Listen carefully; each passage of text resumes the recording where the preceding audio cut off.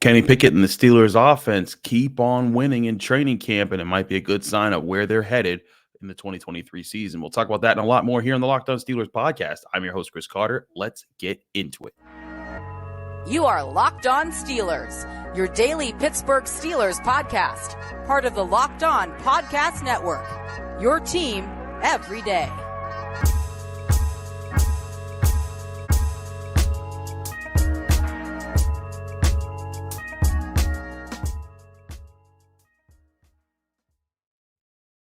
Hello and welcome to the Locked On Steelers podcast. I'm your host, Chris Carter, bringing you your daily dose of all things on the Pittsburgh Steelers. As always, you can find this show on your favorite podcasting app and on YouTube. Like this video if you enjoyed. Subscribe to this YouTube channel to get all of your daily Monday through Friday episodes, as well as our bonus content. We thank you for making the Locked On Steelers podcast your first listen every day, because we're your team every day. And we're here to kind of give you an update. Now, if you do remember how I talked about over the weekend, Friday and Saturday were the first back-to-backs offensive Steelers 7 shots wins that we had seen all camp and maybe even over since Ben Roethlisberger was at quarterback. But Sunday that kind of trailed off. The defense kind of reclaimed control. But Tuesday, it flipped right back to the offense. When I was there, you saw the Steelers offense won 6-1 in 7 shots. Now, for those who might not be familiar with 7 shots, it's the drill where at the 2-yard line, the offense gets 7 tries against the defense to get in. It's just it's like a 2-point conversion type of practice, but also practicing for the red zone. It's a really good drill that they do every day during camp, minus the first day of practice. And the defense has largely dominated 7 shots for a while. But over the last 4 practices now, the offense has won 3 of them, and they won this last one handily. It was also a full padded practice, so it wasn't just passing the ball. Basically, they ran a sweep to Najee Harris. That was a touchdown. They Kenny Pickett rolled to his right, hit Pat Freiermuth for a touchdown. Kenny Pickett threw a pass to George Pickens. Joey Porter was in coverage and it was incomplete. And then Kenny Pickett hit on a swing pass to Pickens for a touchdown. And then Trubisky had, I think it was like a sort of a toss pass to Rodney Williams for a touchdown. Dario Washington had a toe tapping touchdown, and then Miles Boykin had a touchdown while being covered by Joey Porter Jr. 6 out of 7, pretty doggone good. And then when they went goal line at the end of practice, which is kind of very similar, except just at the 1 set of the 7 attempts, the Steelers offense scored 5 times. And it was rather impressive. And they ran it in different ways. It was kind of interesting. They had Connor Hayward kind of get a sneak, like a trick play, sort of where they kind of got him the ball in a sneaky way so that he could kind of just run up the middle for the touchdown. They did like a play action to Jaylen Warren for a touchdown. Najee Harris, they just handed him, and he just kind of just did a really tough run through the defense for a touchdown. Play action to Gentry. And there was also a Connor Hayward pass to Gentry. But all in all, the offense looked very confident and smooth in the red zone in tight spaces, which is something that they did not do last year. And it was refreshing to see. I think it's a very good sign that this offense may be figuring some things out. And on top of all of that, it was a heck of a day for us to finally get a chance to talk to Kenny Pickett, who spoke after practice. Here were some of the clips of our conversation with Kenny Pickett when he was talking about the progress of the Steelers offense. What do you feel like is the biggest difference you've seen in this offense now that it's time to get ready for a real game? I think we're definitely taking more shots down the field. I think, everyone here has seen that. We're more consistent in the red zone. It's been great to see how competitive we've been in 7 shots and winning a lot of the drills and the red zone stuff. So our defense is top-notch. So when you're having a little bit of success versus them, I hope we'll fare all right in the season. But, we got to take it when we get time. Kenny, when it comes to those downfield opportunities, how much more of that is you recognizing those open opportunities downfield versus maybe new stuff that's drawn up? I'd say a little bit of both. I think it's both. Coach did a great job adding some things, Coach Canada, and, we're dialing up in practice. And I feel like the things that we added are working really well out here, and I'm glad that we have them in the system. We took some things out. So I feel like we ironed out all the things we wanted to do, and we came out here and we're having some success with it. So I just want to continue that, and we'll see what happens. How much of a difference in the chemistry with your wide receivers this year compared to last year? I think it's a pretty big difference. Having an off season, having a spring and an early summer, all the reps that I'm getting is just with the guys I would be playing with. Where last year I had 0 going into when I started playing. So I feel a lot more comfortable with these guys, and the timing and the rhythm of the passing game has been what we need to do. Kenny, what things are slowing down so that you're able to win in the red zone and the goal line a lot more, because you've been doing that a lot? Yeah, I'd just say recognition pre-snap, understanding my answers and what I have, available to me, being able to signal certain things and change stuff at the line. Just doing a lot more than I did last year. I feel like, feel really comfortable with the system, and I'm getting towards that ownership aspect, which I've, been pushing for. So this is, I think, the big thing here is when you talk to Kenny Pickett and you hear about ownership, you hear about the offense, and you hear him talking about it. There's a mix of both, what he's allowed to do and what he's able to see to do. I think all in all, this is going to be the first time I think we've gotten a chance to see a Steelers offense with a quarterback who I think was within their realm to be able to, have the liberty to make some calls while also being young enough to kind of take advantage of different opportunities. Ben Roethlisberger, his last couple of years, especially in 2021, he was able to make all the calls that he wanted. It was his offense. We know that was kind of how things worked. Even though it was Matt Canada's first year, just from observations there. But he wasn't the same physical specimen he was in his prime when he was just shrugging people like Terrell Suggs off left and right and launching 50-yard bombs and stuff like that. And then in the same token, Kenny Pickett did play last year, but he couldn't make any of the calls that he wanted. The Steelers obviously limited him because they were trying to protect the team from crazy turnovers, trying to protect him from turnovers. And they were trying to win football games with a great defense and an offense that was trying to just limit their mistakes. And it seems like at least now we're starting to see that peel away in training camp. Now, again, this is training camp. This is all still just practices against the Steelers against themselves. It doesn't guarantee anything. And as I always say, you take one practice at a time. This is a really good practice for the offense. And it stacks up with a really good practice from the offense on Saturday and a really good practice from the offense on Friday. But all in all, it doesn't matter until they show it on the field against an opponent in a game that matters. But these are all good signs. And I think, I'm not just saying, I'm saying this is trending towards what everyone was hoping to see from Kenny Pickett in this offense. Now, I'm telling you right now, it's not going to translate to, a 6-play, 80-yard touchdown drive in all 3 times that the first team offense is on the field against the Buccaneers on Friday night. That's just not how this stuff works. But we're seeing them find their feet as a unit, both on the ground and through the air. And I think that should be very encouraging because the Steelers do have a talented defense. So them doing that against this group should be a good sign that the offense is there. And there could be concerns that, hey, maybe is the defense doing something wrong? And we'll see how that plays out.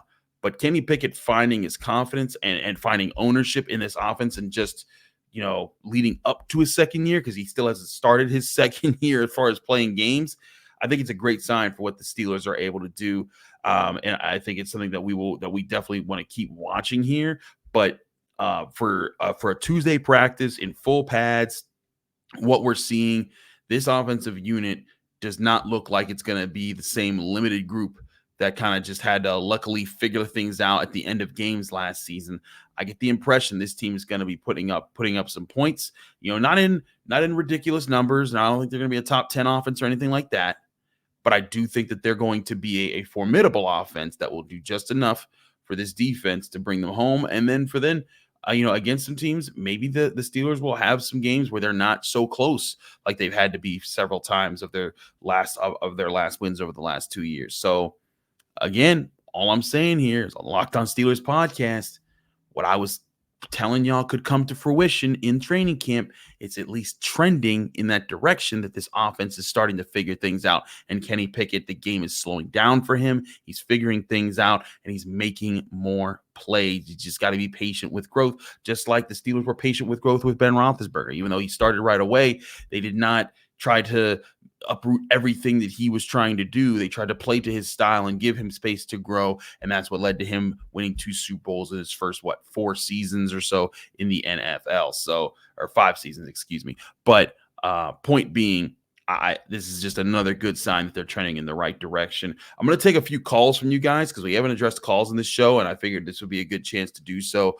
on a Wednesday episode. So stay tuned right here as we got a call about Matt Canada coming up and call with the special teams battles that have been going on in training camp. We'll get to all of that in a minute here on the Locked On Steelers podcast. Again, I'm your host, Chris Carter. But first, before we go anywhere else, we want to talk to you guys about our great sponsors at Underdog Fantasy. And we got to tell you about their great promotion, Bet Ball Mania. With August being here, you know what that means, the official start of fantasy football drafting month. Get championship ready for your home league by trying out Best Ball on Underdog Fantasy. All you do is one live snake draft. There's no waivers, no trades.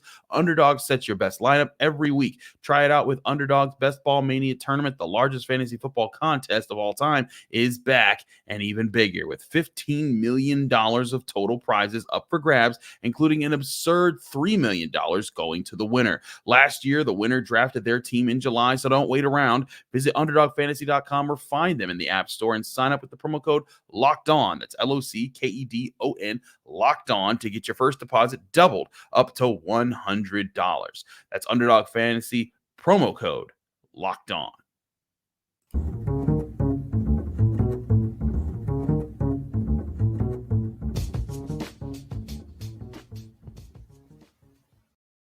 Back here on the Locked On Steelers podcast, I'm your host, Chris Carter. We're here on talking about a few things. And like I said, we're going to get to some calls here. And remember, you can call at any point in time to the show, 412-223-6644. I've actually told a bunch of you all who have said hello to me at Steelers training camp. And by the way, thank you to all the people who do say hello to me. It is awesome to hear that people are fans of the Locked On Steelers podcast. So if you see me at training camp, and I'll be there again Wednesday, if you see me at training camp, don't be afraid to holler at me. Also, we're running out of days for training camp. It's done after next week. It's kind of cool because it means football's coming, y'all. Anyways, like I said, we have our call-in line, and we got a couple new calls that I wanted to get in here. There's a few others that I couldn't fit into this show. We'll try to keep working them into the show now that training camp after next week will be winding down, and we'll be able to start kind of getting back into a normal schedule where I'm not driving 2 hours a day just to get to Steelers practice. But without further ado, let's get to our man, Nathan Glass. He had a question about Matt Canada, and I think it's very pertinent to the conversation we were just having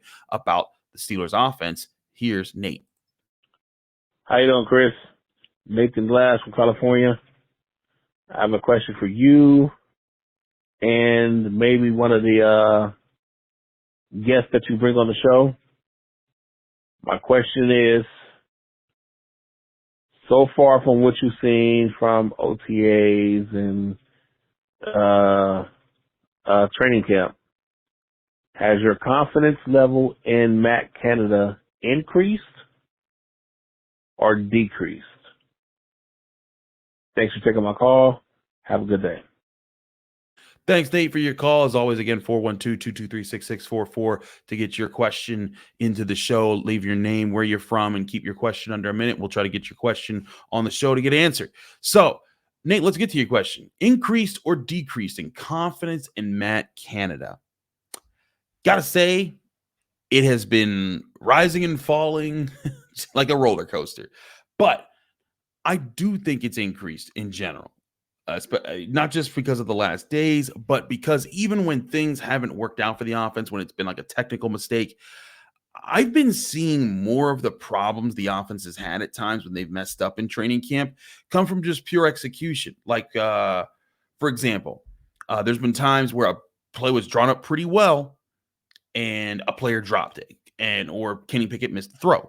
And it's been a mixed bag of results. It's not just one guy all the time. There's not one person to point the finger at right now, especially because Kenny Pickett isn't making big bucks. You know, it's different when, you know, you're paying a player a ton of money and they're not delivering in a big way and following up with that. And that happens to a lot of teams out there. But in the situation the Steelers are in right now with Matt Canada, I've been seeing more play action in training camp. I've been seeing more misdirection plays that actually work. In fact, here's some insight here. So at training camp on Tuesday, the Pivot podcast made their visit, which means Fred Taylor visited, other guys visited, but of course, Ryan Clark visited. And Ryan Clark, being a Steelers alum and a Super Bowl champion free safety, he felt he was in the moment. He was just rooting for the defense the entire time, being there behind the defense, kind of cheering them on and like chirping at the offense, trying to get a little loud and challenge them with stuff and everything. And there were plays and 7 shots and the goal line drill where Ryan Clark was like there were times where the defense was getting fooled by misdirection, whether it was a handoff to Connor Hayward or a handoff or a sweep pass or a sweep to Jalen Ward, wherever it was. There were times that the misdirections from Matt Canada were working against the Steelers defense. And Ryan Clark was like, you can't be doing that. That's not the smart thing. That's not the real thing to do. That's not real football. And the Steelers were like, we will take whatever points we can, however we get it. And that's the whole point, though. You outsmart your opponents. You try to get mismatches that favor you. And they've worked in camp. And I think it's really interesting that they've worked against the Steelers defense, because the Steelers defense has seen some of those things, because they go up against each other all the time. So for them to fall for them, I think maybe it's a good sign that some of the things that Matt Canada has really wanted to bring out are starting to come to fruition.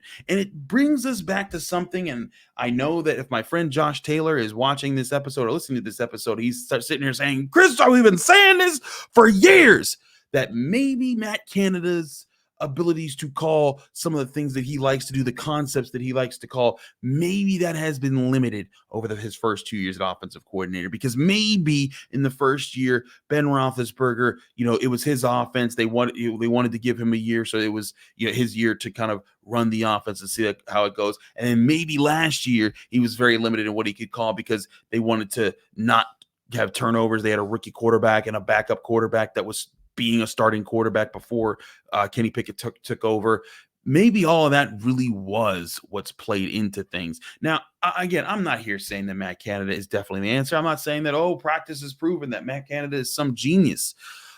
But what I'm telling you is that I don't think that he's this dunce that people have made him out to be. I've seen him call some very intriguing plays and concepts that get the right mismatches at the right points to create opportunities. And even there were times last year and the year before that where such opportunities were available, but they were missed. And that's part of what Kenny Pickett answered in his question, was when he was asked, as part of the deep shots that they're hitting, is it part of the play calls? Is it the play calls, or is it, you seeing the opportunities? And Kenny Pickett said both, because he's acknowledging I played a role in that. And there were times last year where I was looking at the All-22 and people were saying like, why are they throwing short again? And I'm like, listen, buddy, this guy was open here. But again, rookie quarterbacks, you get that. That stuff happens. But now he's not a rookie anymore. And even though he'll still just be a second-year player in the NFL, he's seeing things. And I'm telling y'all, that's going to actually show us what the real Matt Canada offense has been waiting to become for so long. And I think that that's where, some Steelers fans are not going to have patience for this. They're like, you know what, just get me the next offensive coordinator. I don't care who it is. I don't care where you get him from. Just get this dude out of here. And I understand that it's been frustrating. The Steelers offense went from, in 2017, one of the premier offenses of the league. 2018, still really talented, but not all the way there because Le'Veon Bell left. And then it plummeted off of a cliff like it was Wile E. Coyote chasing the Roadrunner and falling onto Acme Dynamite in 2019. 2020 resurfaced for a little bit. 2021 back on the Acme Dynamite again in 2022. It was just there. It was just bad the whole time, but it was limited. And I think that this is now the first time that we're seeing some offensive hope that this could be a lot different. And it's not just Kenny Pickett. Again, the offensive line they've invested into. Isaac Seumalo being a difference maker. The players they brought in. Broderick Jones, they're hoping to become a starter. Even Dan Moore Jr., he's better than he's ever been before. And I think that also bodes in their favor. But you got playmakers like Pat Freiermuth, like George Pickens, like Deontay Johnson, also a Steelers fan. I forget their name right now because I'm on camera, but they said the nickname of Gin and Juice for George Pickens and Deontay Johnson, who calls himself Juice. I like that nickname. So if you see Gin and Juice out there, that is supported by Chris Carter. I think that's pretty dope. But I think, again, looking at this offense, again, Najee Harris and even Darnell Washington, who again had a really impressive toe-tapping touchdown in the back of the end zone in the drills on Tuesday. I don't know if he's going to play a whole lot in this offense because there's only so many people that can get snaps. But, man, I'm telling you, there's some talent on this offense. There's some opportunity to run the ball, to throw the ball, to play that off of each other, and to actually finally have a balanced attack there. And as I've made it clear since the end of last season back in January, I said, you know what? I think that Matt Canada should get one more year. And if the offense still is not taking a step forward, you get rid of him, you try again with someone else. And it seems like, at least in practice, we're starting to see this offense start to figure things out. Now, that means the potential's there. I mean, that means that there's something building there. Now, if this doesn't play out in games, that's a whole different ball game. And then we're like, all right, well, Matt, you had your chance. Thanks for trying. See you later. Here comes the next guy. But if this offense does get on the uptick, if this offense does become a problem for defenses that they're struggling to solve throughout the year and creating easy opportunities, and again, it doesn't have to be a top 10 offense, but if Kenny Pickett is being talked about, by the end of this upcoming season, the way that Trevor Lawrence was talked about at the end of last season, I think you're right where you want to be if you're the Pittsburgh Steelers. I think that you have everything lined up for you to say, like, hey, keep building. You still have a quarterback under a rookie contract. Bring in whoever else you need. Keep whoever you want to keep, and be aggressive in building this roster. As a directive to Omar Khan and Andy Weidel of the front office. But again, on Matt Canada, to answer Nate's question directly, I'd say I have more confidence in Matt Canada, because I think we're starting to see more of what his actual offense is. But again, got to see it in games before I'm out here singing the praises of, oh, Matt Canada's a genius. I think that there are certain things that are genius-like that he calls that I'm like, man, that was really smart that he caught this off guard. But he's got to be able to call it consistently, and he's got to be able to coach an offense into that success, because that is the coordinator's job. We got another call that we're going to talk about with another question here on the Locked On Steelers podcast. So stay tuned to see if it's your call. I'm your host, Chris Carter. We'll be right back right after this.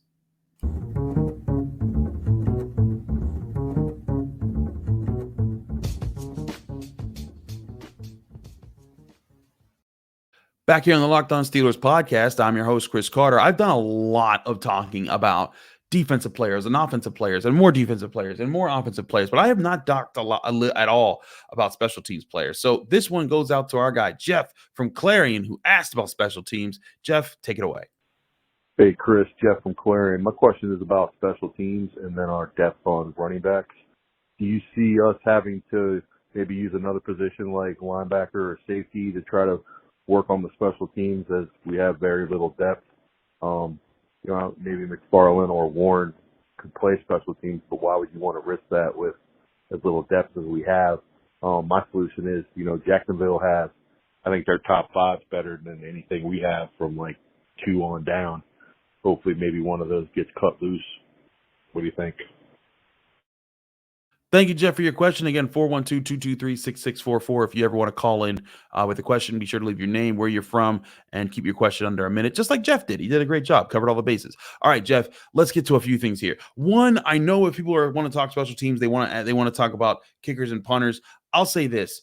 Presley Harvin has impressed me the last bit of camp, because he has been booting the ball and Braden Mann has been giving him competition. And I think that this is the best punter situation the Steelers have had in quite some time. So good for them. Chris Boswell looks healthy. I think he'll be fine for the season. I think he'll get back to having better field goal records than he did this past season, which was pretty atrocious. But let's get to your question here, Jeff, because you asked about, guys lining up.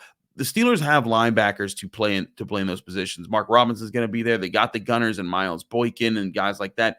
There are plenty of guys on special teams right now who are ready to fill in. And I agree with you. I don't think they have to put in the running back position on special teams because you're right. They are thin there, because right now the running back depth chart, as far as realistically how to go play into the season, will be Najee Harris at 1, Jaylen Warren at 2, Anthony McFarland at 3, and then potentially you get Connor Hayward. It's kind of like the H-back guy that gets thrown around a little bit. I know there's the talk about Kendrick Green being a fullback. I think that if he's on the roster, he's not officially a fullback, but you get what I'm saying there.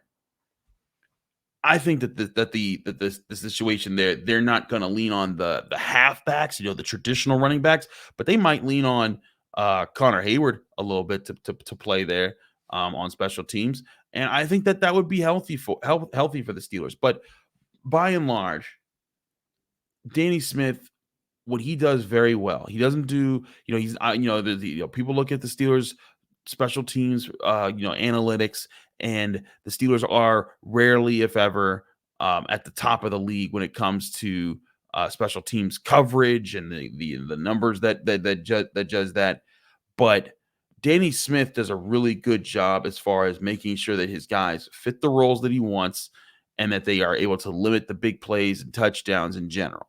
And I think that that's where the Steelers special teams is at right now, is that they're figuring out how to fit in. They did lose a lot of guys that played in those positions, but now I think that they are figuring some things out there. I think the other key thing that'll be interesting to watch is who wins the punt return and kick return battles, because the Steelers do have some speedsters on their roster now. Jordan Byrd was a guy I was interested to see if they would if they would try to see it, force him into that situation. It doesn't look like that. I think that he has kind of lost out to other people there.